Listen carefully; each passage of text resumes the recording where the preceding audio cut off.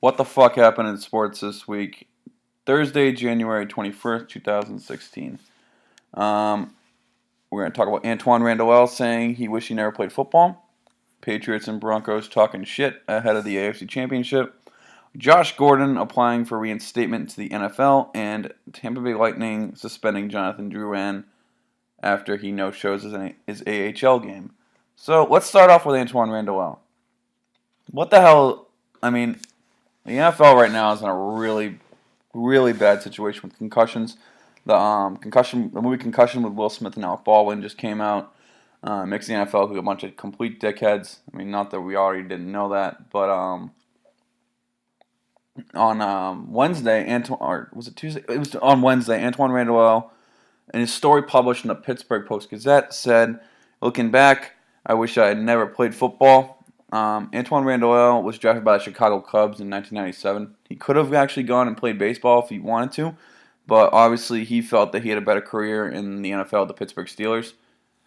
So he played, I think it was 9 seasons with the Pittsburgh Steelers, and he signed in free agency with the Washington Redskins, and then he made a comeback attempt with the Pittsburgh Steelers after 3 years in Washington, and then he retired at the age of 30 due to concussions.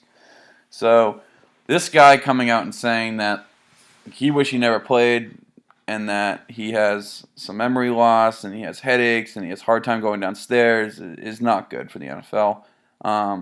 Obviously, in today's day and age, football is at its peak. The NFL is making more money than it ever has.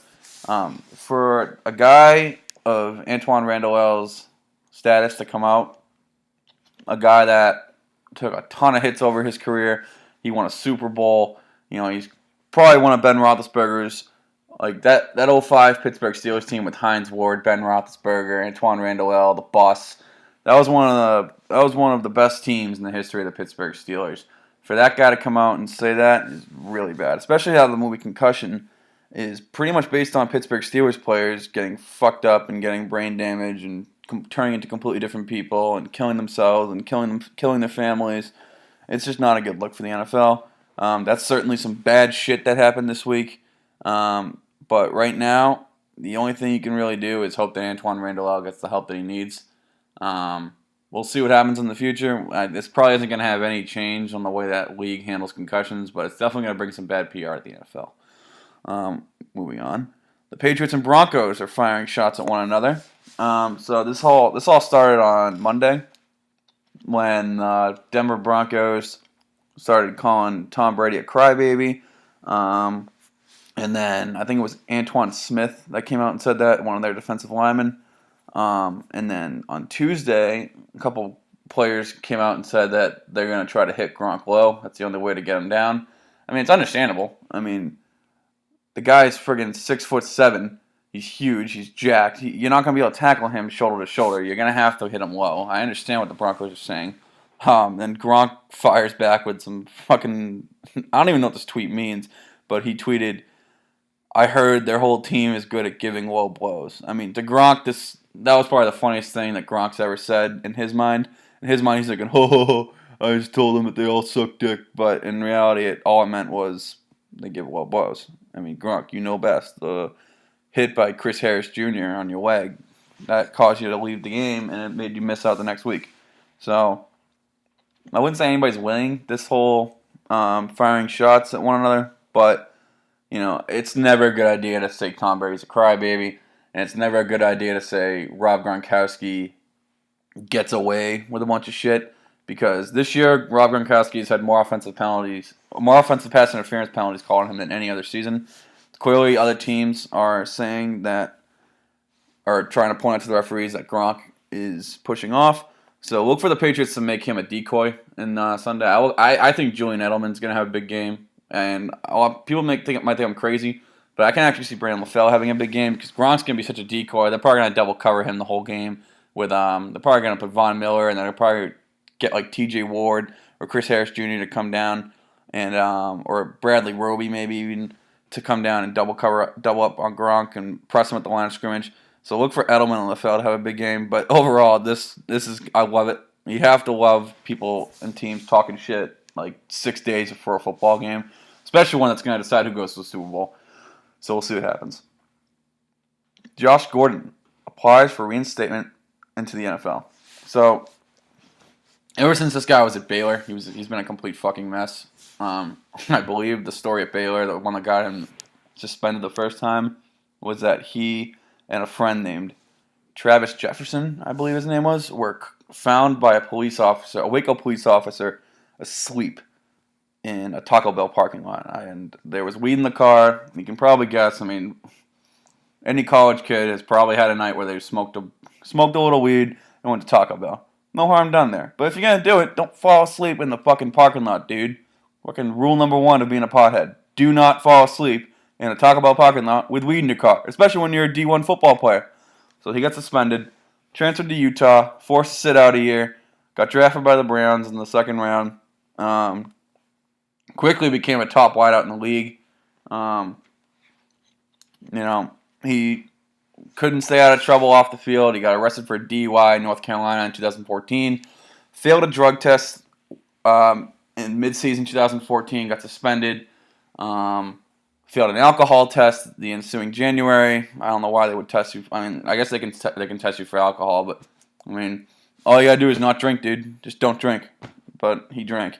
Fails the test, gets suspended for the entire 2015 season, and on Wednesday, he and his agent announced that Josh Gordon will be applying for reinstatement to the National Football League. So the rule is he has 60 days prior to his suspension ending to apply for reinstatement. Knowing Goodell, knowing the NFL, this is going to be a long and dragged out process. They're going to make him go to so many counseling events. He's going to have to go into so many drug programs. It wouldn't surprise me if he got back in the NFL for next season. But if he does, he's going to have to go through this whole process of shit. It's going to be ugly. It's not exactly what the Browns need right now. I mean, Johnny Football is like getting concussions and blowing off team meetings and going out to Vegas and wearing blonde wigs. And you have a new coach coming in. It's Cleveland's, 2-14 last year. They're a fucking mess. It's just not really a good time to be a Browns fan. The only good thing that can happen out of this is the Browns are probably going to go after Jared Goff from Cal in this year's draft. They're probably going to want to have some type of quarterback competition if Johnny Manziel does stay. So having Josh Gordon there to catch passes is a good thing. Hopefully he's at the same form he was when he left the league for the suspension. Hopefully he can be a difference maker for this team. He's one of the few guys in that team that can actually be called a difference maker, because I'd say the only two difference makers in that team are Josh Gordon and Joe Hayden. Everybody else in that team is a middle of the pack NFL player. Now, I'm not putting them down or anything, but the coaching in that team is bad. They just have had so many problems over the years with their salary cap and signing free agents and them getting hurt. I just think that Josh Gordon, he needs to come back to football, but I'm not sure he's the right fit in Cleveland. He'll be a good guy for Manziel or Goff or McCown, whoever's there to throw passes to, but don't expect this guy to not fuck up again. He's gonna fuck up again. These guys like this who have repeated drug and alcohol issues, they don't last in the league. So look for that to be some sort of fucked up shit. And finally, we got the Tampa Bay Lightning and Jonathan Drouin. So apparently, this French little idiot decided, fuck this. I don't want to play in the AHL anymore, and I'm going to skip my game tonight. Well, sorry, Jonathan, but it doesn't really work like that, bud. You have to go to your game. So on Wednesday night, the Toronto Marlies, the Toronto Maple Leafs AHL affiliate, and the Syracuse Crunch, the Lightning's affiliate, had a game. Drouin was supposed to play. He didn't show up. So in response, the Lightning suspended him indefinitely without pay. And then Drouin and his agent came out saying that he's going to refuse to play for the Crunch, and that Drouin wants to be traded. I mean, we already knew he wanted to be traded. He demanded the trade back in November. Still hasn't happened, and at this point, with him fucking up like this, it's just going to diminish his trade value. Nobody's going to want a fucking kid who has no work ethic, no maturity, no sense of responsibility, and then not only that, he's in the AHL right now. He's not playing in games, so he's not exactly turning any eyes. He's not exactly lighting up the score sheets. So what the fuck good is this kid going to do for you? I mean, he's got $894,000 cap hit if he ever does make it back in the NHL. Right now, he's got a $70,000 AHL contract. Early reports are the Anaheim Ducks, New Jersey Devils and Philadelphia Flyers are interested in this guy. Those are like the top 3 teams that are interested. I don't think this guy would be that great of a fit in New Jersey. I mean, obviously New Jersey's trying to rebuild and shit, and they're actually in it right now. They're 9th place in the wild card standings. They're Montreal Canadiens are hanging on by a thread in the wild card, and New Jersey's right behind them. I'd say New Jersey should just say fuck this guy, don't go after him. Philadelphia, I don't really know if he'd fit in their system that well. I mean, Philly's more of a bruising type of offense. I'd say he'd probably fit best in Anaheim, but Anaheim has a lot of young prospects. Why give up a lot in order to get another prospect when you have so many in your system? It's a tough situation because Drouin is saying that he wants to get out of Tampa, but he's not doing anything to increase his trade value. Instead, he's fucking it all up. So it's kind of hard for the Lightning to move this guy when he's doing everything in his power to make it so that they can't fucking move him. So if I'm Jonathan Drouin, I just accept the suspension. I go back to playing in the AHL, and I hope that at some point Stevie Yzerman can work some magic and get me out of Tampa.